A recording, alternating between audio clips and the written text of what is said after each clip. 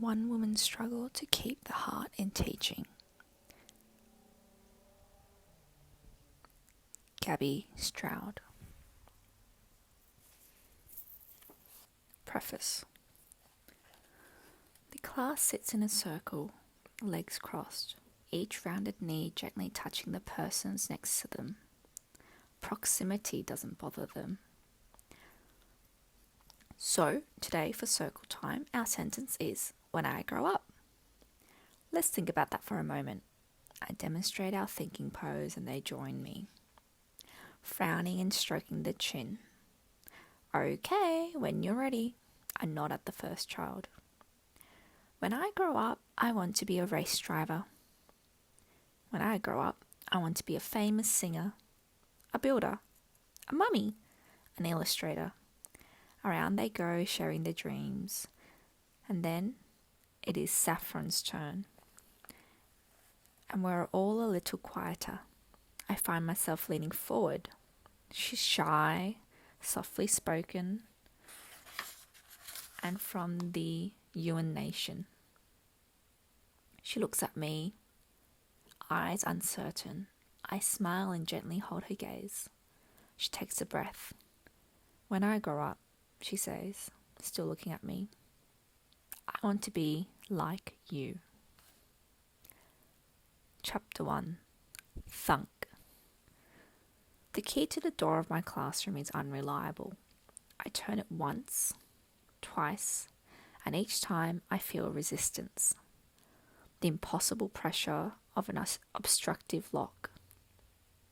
A thought twitches. Maybe you shouldn't go in. The kids are in a jumble behind me. Week 2, day 3 of kindergarten, and we still haven't quite got the knack of lining up. But that's okay. It's a small battle. I'm yet to be convinced that the straighter the line, the better the learning. It's 40 degrees. Lunchtime is over. It had been a disappointment. The playground equipment had been too hot to touch. The bright yellow slippery dip like a river of lava. The undercover area, although shaded, had been oppressive. The heat thick and heavy under a grey tin roof, and the library had been overrun with bigger kids also seeking sanctuary. Now my little ones are wilted and frustrated. They didn't get to play out their restless energy. Instead, it was leached from them, absorbed by an unforgiving sun, like some strange kind of evaporation. The key refuses to turn. 2 boys jostle up my legs like pet dogs, anxious to be first in sight. Line up, I say, but they don't know what that means yet. It's a school language, a convention they're just beginning to experience. My shoelacer is too tight. It is Grayson, hopping towards me, foot outstretched. When we get inside, I tell him, I'll fix it for you. I twist the key again, no response. But my foot can't breathe, he wails. He kicks at me, twice. On the 3rd attempt, he meets my shin. Stop. I feel the twitch again. Grayson, the one whose name you learn first. I slide the key out, then in, trying not to let it slip through my sweaty fingers. The sun bites at the back of my neck and a cicada starts up. It's loud and close and insistent, like the buzz of static on a radio. Some kids press their hands over their ears while others imitate the sound, their voices competing with one another, with the cicada, with the heat. 2 of them run down into the garden, trying to locate the insect. This will shut him up, one says, stamping his shiny new school shoes on the plants and shrubs. The other one is on all 4s, pouring through the glass. Back to line, I call. Come on. Back to the lion, shouts the child. I want to smile at the words, to laugh at the echo chamber, but Grayson has kicked me again, and the 2 puppies are back underfoot, while 3 more have joined the hunt for cicadas. I want the door to open. I want to be inside. Click. The door lunges forward and children surge inside like shoppers at the Boxing Day sales. They tumble onto the mat, rolling and lolling and flopping.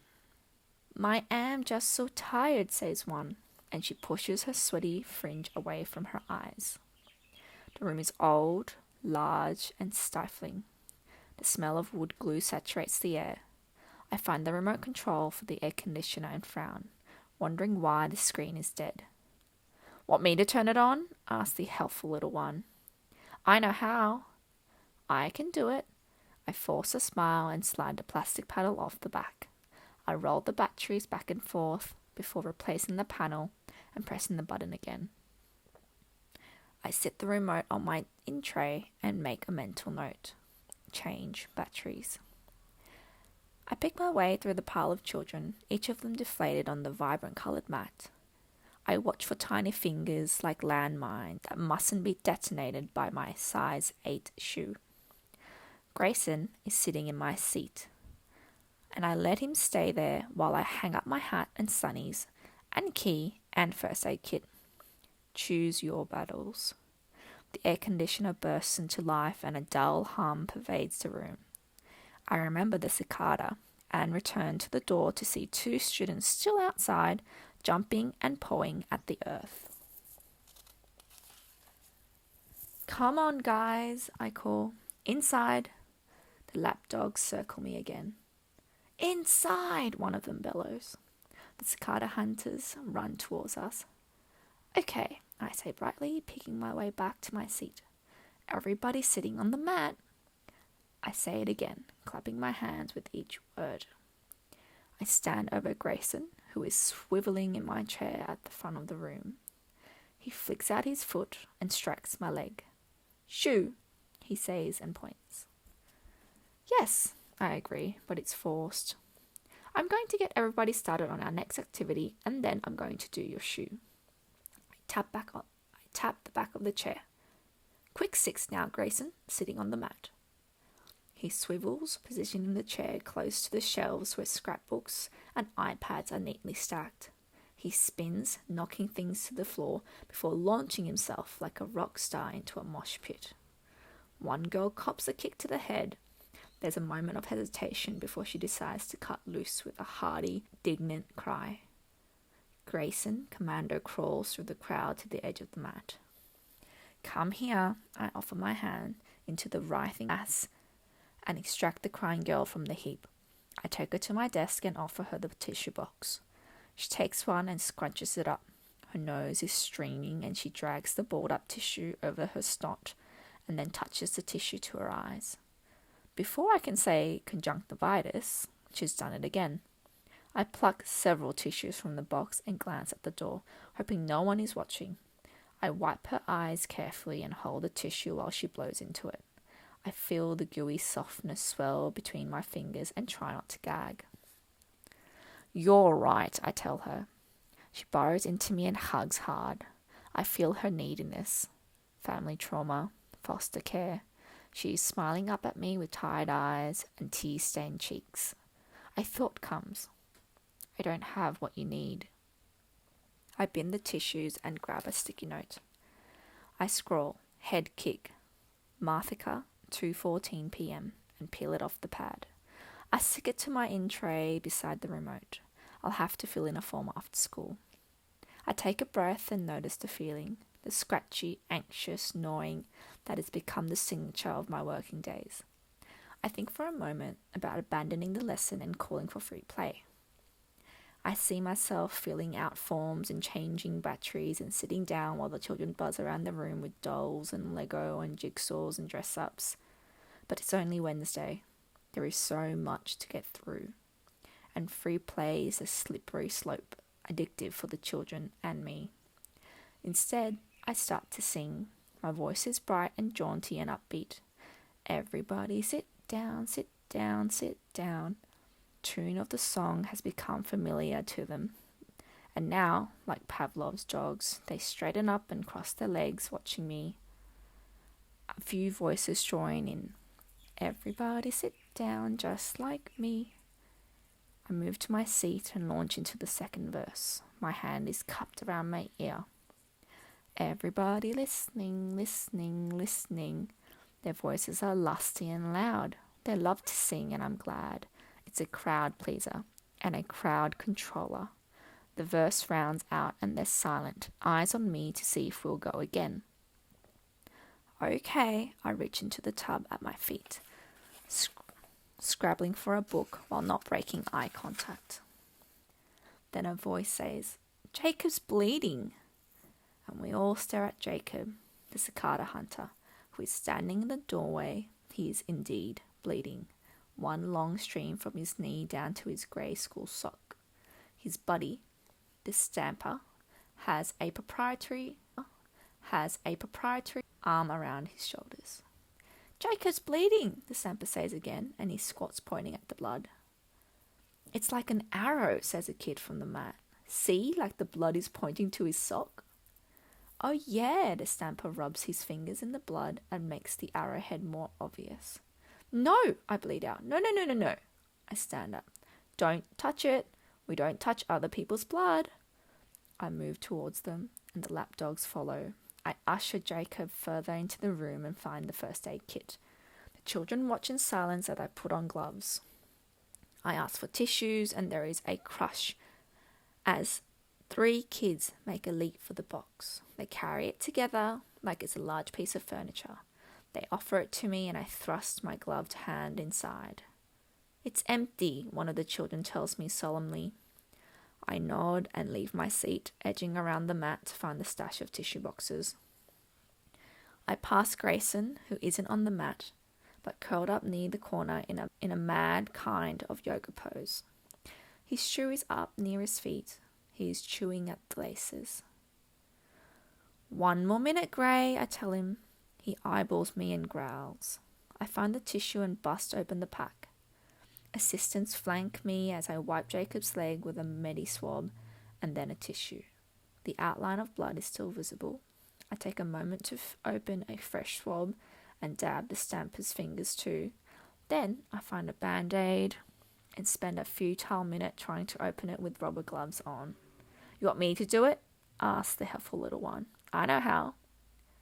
"You take these gloves," I tell her, peeling them off and bundling them as an inside-out ball. "Ew," she says, "they're all sweaty." "Let me feel," says the stamper. The sweaty gloves are passed around as I use my fingernails to peel the band-aid stickers apart. The children start calling the sweaty gloves the globbers, and a chant starts up. To rub the globbers. "No chanting," the words shoot out from me rapid fire. I raise my eyebrows, trying to somehow stretch my face. Inhale. "We don't need chanting. Now put the globbers in the bin." A few kids laughed, and I hear one say, "The teacher said globbers." I press the band-aid onto Jacob's knee and watch as it pops up, ineffectively covering his wound. The globbers are still being rubbed, so I take them from underneath my child and tiptoe the course back to my desk. I drop them into my handbag, sensing that they might broach from the bin. I reach for a sticky note and scroll. Band-aid, Jacob, 2:25 p.m. There is another form I will have to fill in, a form for band-aids. I sigh, and then a flash of panic shoots through me. Someone in the class is allergic to band-aids. I fumble through my program, past mission statements and duty rosters until I find the pages of allergies. I trail my finger down the list. Jacob is on page 3. His face beams up at me from the photo. He is gluten and dairy intolerant. I read a few lines again carefully. No mention of band-aids. I slide the allergy pages out of their sleeves and add them to my in tray. They need to be copied, laminated and pinned up where I can find them, where everybody can find them. The hypnotic magic of the medical emergency has passed. Children are rolling under the desks. Some are trying to burrow under the mat. Others are standing around my chair, spinning it faster and faster. "Do my shoe," Grayson demands. He's standing in front of me, his shoe now in his hand. The laces knotted up, black and tight. I take the shoe and sing the song again. The Pavlovian effect has worn off. I have to call many of them by name. I get confused using siblings' names and parents' names, and the children laugh at me, loud and raucous.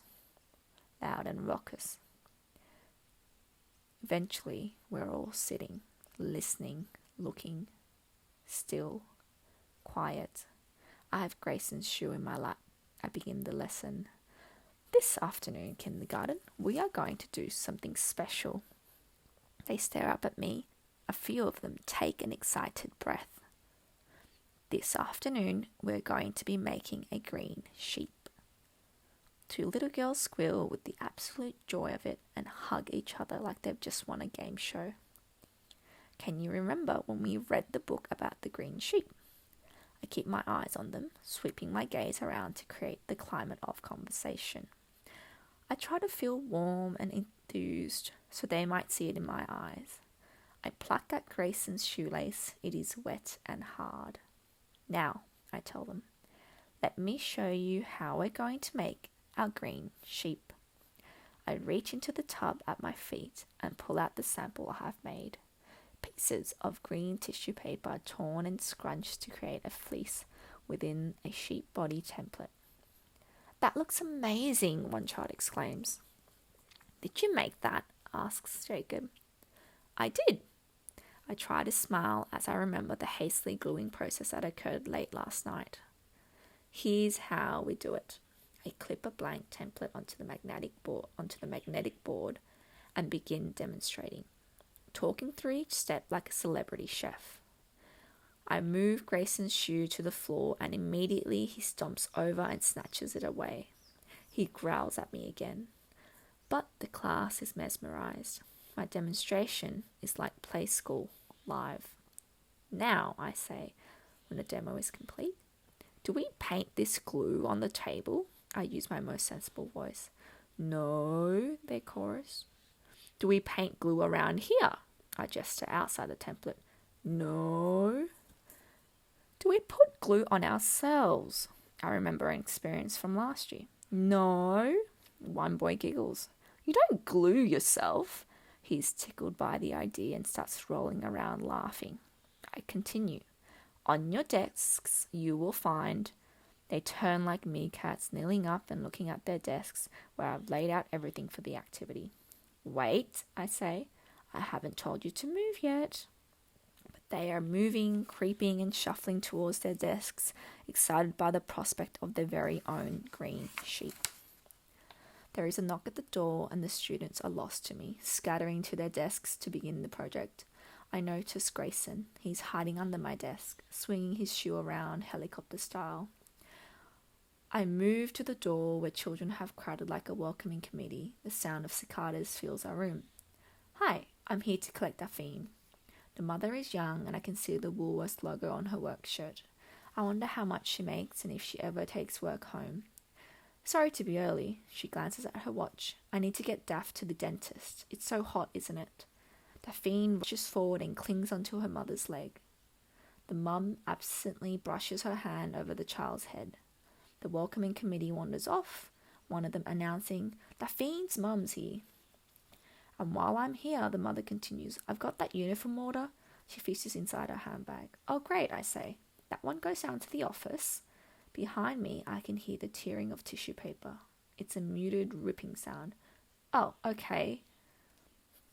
The mum produces more paperwork. And I've got this note about permission for walking around town. Walking excursions, I nod. Yep, that comes to me. Great. She flashes a smile and then says, Daph going anyway.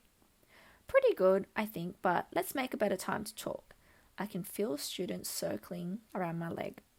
One child has slid into the space between me and the mother. He's holding up a green sheet that is heavy with too much glue. Of course, the mother leans further into the room. You've got your hands full now. She laughs and turns to leave, and then I remember to call her back. Excuse me, I say, embarrassed that I can't remember her name. Before you can take Daphne, you need to pop down to the office and sign her out. I can't let her go with you until I have that slip. There's a pause, and I find myself adding, I'm sorry about that. Oh, okay. Her eyebrows are raised, and I register her surprise.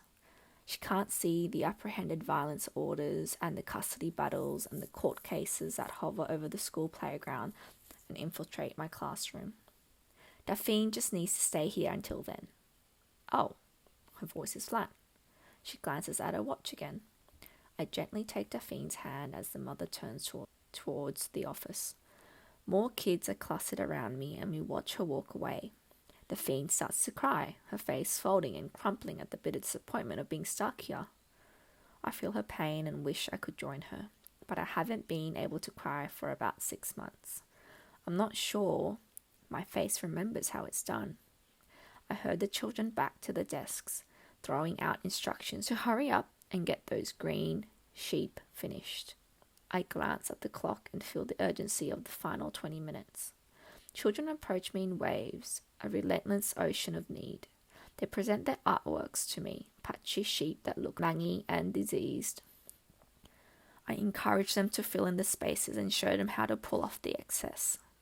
We need to see his face, I tell one child. Daphne trails beside me, howling. I scan the room for Grayson. He's under his own desk now and his shoe and socks are off. He has his feet pressed against the bottom of the desk and is using all his strength to lift the table up before letting it drop with a thunk. I crouch and invite him to join the class. He pokes out his tongue and lets the desk drop again. I stand up and move away, ushering Daphne along with me. Her mother returns to the door and several kids chorus, "Daphne, your mum's here." Daphne rushes into her mother's arms and the helpful little one receives the slip. "Will I put this in your tray, teacher?"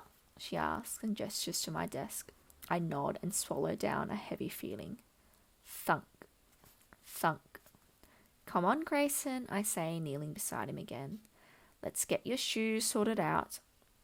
I reach in for his shoes, but he rolls over them, making the fetal position. I press my hand against his back and feel his tiny spine. Just a little boy. "Jacob's bleeding," a child announces. "Jacob's bleeding again." Seriously? I crawl out from under the desk and scan for Jacob. His nose is streaming blood all a green sheep. His face is pale, eyes astonished. I feel something twinge in my chest and I pull out a breath. The lapdogs have carried the first aid kit over to Jacob's desk. I thank them and rifle through the box, searching for the rubber gloves while redirecting traffic. "Go and sit down," I tell each child. "Go and finish making a beautiful green sheep." I call over the helpful little one as I plunder the tissue box. "Do you know where the office is?" I ask. Her chest puffs out as she nods. "Do you think you could take Jacob down there?" She nods again, her face somber. I show Jacob how to hold the tissues. I press his hand under the wet, bloody, wadded mass. His eyes meet mine and I can see he is panicking. "You're okay," I tell him, and in his eyes something changes. The kid believes me. I turn to the little helpful one. "So, you know what to do? Take him to the office." She jabs her thumb at Jacob. It is my turn to nod and she smiles at me. "I'm going to be a teacher," she tells me, "when I get big." She drags Jacob out the door. Thunk. Grayson's desk is still rising and falling as though it is breathing. "Grayson, come out now, mate." I move to the phone and call down to the office, asking them to watch for Jacob. "Oh, hang on, Gab," says the voice on the other end of the line. I press my hand against my ear. The room is growing loud behind me. Restless noise. "James is telling me to remind you. Bring your program to staff meeting this afternoon. You've got some new programming format or something." "Right." I hang up and find my program still open on my desk. I flip it shut. The bright orange folder already full and thick and heavy. I shift it and feel the weight of my summer break. The weight of organization, the weight of me trying to get ahead. Thunk, thunk, thunk. The room is in chaos. Paintbrushes are sticking to the desks, their soft new bristles already becoming brittle and hard. Glue drips from the edge of one desk. Balls of green tissue paper litter the floor. 3 chairs are overturned. Shoes and socks are scattered everywhere. Most of the class are now lifting and dropping their desks with their feet, just like Grayson. A child stands in front of me, his body so completely in my personal space that I almost can't see him. "I go toilet," he says urgently. I nod. The desks thunk and thunk and thunk. Thunk, thunk. I take 2 steps, aimless, lost in my classroom. "Do my shoe," Grayson bellows over all the thunking and chatter and laughter. And then his shoe hurtles through the air, hits my chest, strikes my heart. "Enough," I shout. It is louder and harsher than any sound I've ever made. It trumps Grayson and the thunking and the cicadas and all the other sounds. It covers my unsteady heartbeat and the blood rushing in my ears. I snatch up the shoe, stride across the room, open the door, and I hurl that shoe as hard as I can into the world outside. I grunt with the effort of it. I slam the door and wheel around. Breathe. Their faces are filled with fear. But in that moment, nobody's more frightened than I am.